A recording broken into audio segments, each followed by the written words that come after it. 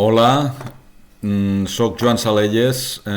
Este és un nou vídeo del curset d'automatització i robòtica amb Arduino, on vaig a mostrar com instal·lar l'Arduino Create Agent per a poder programar les nostres plaques Arduino via web, des de la pàgina web de l'Arduino Web Editor, i fer-ho exactament igual com ho faríem amb l'Arduino IDE normal offline.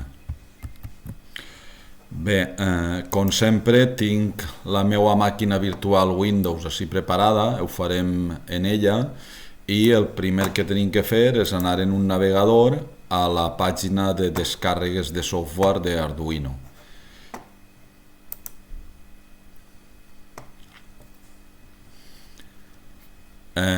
Una vegada allí podem anar al Getting Started, o teniu també l'adreça directa per anar a la pàgina d'instal·lació del Create Agent en aules voler posada també. Anem així a la pàgina d'instal·lació del Create Agent, em dona la benvinguda i li diem que inicie, i aleshores m'ha detectat que el meu sistema és un Windows i procedim a descarregar-lo. Si veieu, n'hi ha per a Windows 64, per a Windows 32, en el meu cas suposa que per això m'ho ha subratllat en color, que m'ha detectat també que el meu Windows és de 64 bits.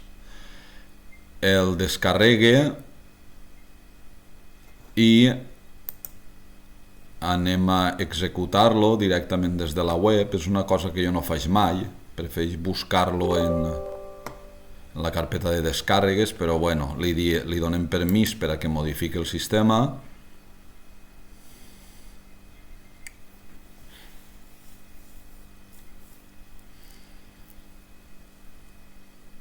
I procedim a la instal·lació. Acceptem les llicències.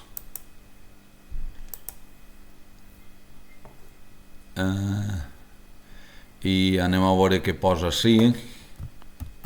Bé, ens pregunta si volem utilitzar l'Arduino Agent amb un navegador que siga distint de Chrome o Firefox. No és el nostre cas, per tant seleccionem no.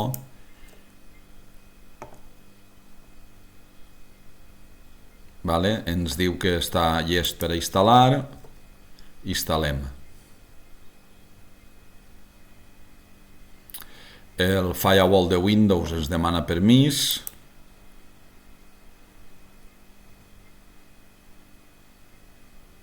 I acabem la instal·lació. Una vegada acabada la instal·lació tenim l'agent així.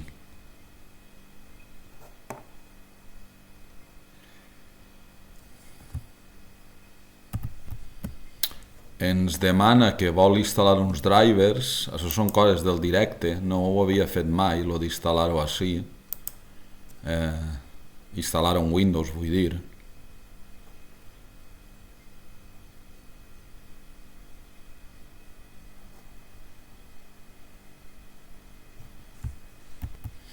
Bé, ja ha acabat la instal·lació, el que passa és que no es veu així la icona perquè me l'ha amagada així, en este conjunt d'icones. Així tinc l'Arduino Create Agent. Anem a veure si m'envia a l'Arduino Web Editor.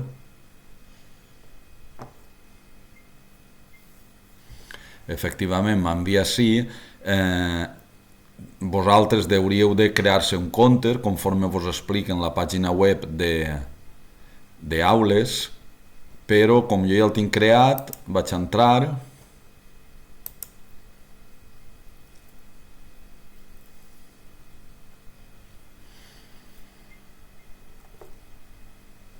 I bueno, doncs així estem. Vaig al Web Editor.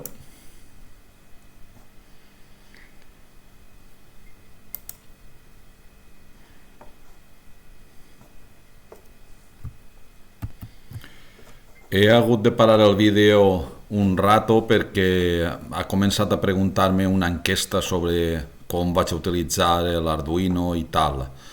Com això no ens interessava, bé, ja tinc així l'Arduino Web Editor amb el meu compte obert i els meus sketchos que tinc online. Això ja fa una temporada que no ho utilitze, però bé, anem a passar a provar-ho.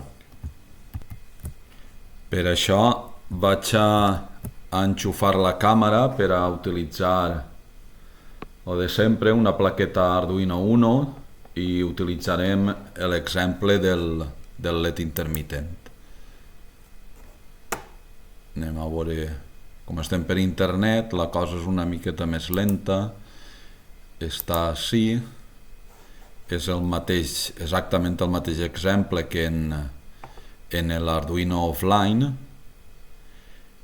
i vaig enxufar l'Arduino, la placa, a la màquina física. Ja la tinc enxufada i ara vaig a donar-li pas, vaig a fer la connexió virtual. És esta.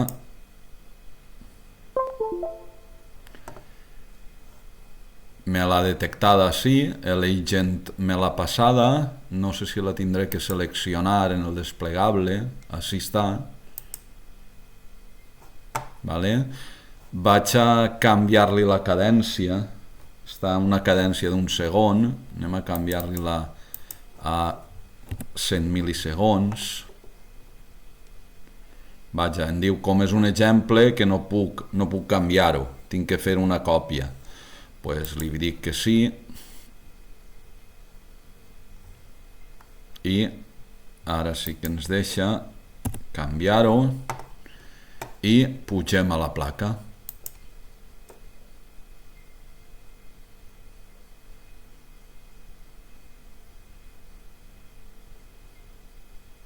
Està pujant i ja tenim el LED en la nova cadència.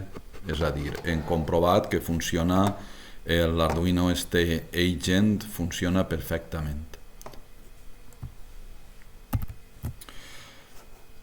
Una vegada comprovat, vaig a mostrar-vos una coseta que he vist en l'Arduino versió 2.0, que m'he donat compte mentre feia les proves estes. Vaig a ensenyar-vos-ho en el meu sistema normal, no cal que sigui en el Windows. Així en l'Arduino IDE offline normal, tant en la versió instal·lada com en l'AppImage o el que gasteu, n'hi ha una coseta que és bastant interessant, que és que integra els teus sketchos del núvol amb els que tens offline. És esta cosa d'ací. Si entrem ahí, mos deixa entrar en el nostre compte d'Arduino Web Editor, l'Arduino Online. Quan jo ja havia posat el nom d'usuari i la contrasenya, ja estava dins. Aleshores em diu això, que ja puc tancar aquesta finestra, i així tinc tots els mateixos sketch que tinc en la web, en el núvol. De tal manera que supose que podràs els sketch que estàs fent així en offline, passar-los també als online. Bé, m'ha semblat una cosa que és molt interessant. Tens els dos mons en un. Vinga, això és tot.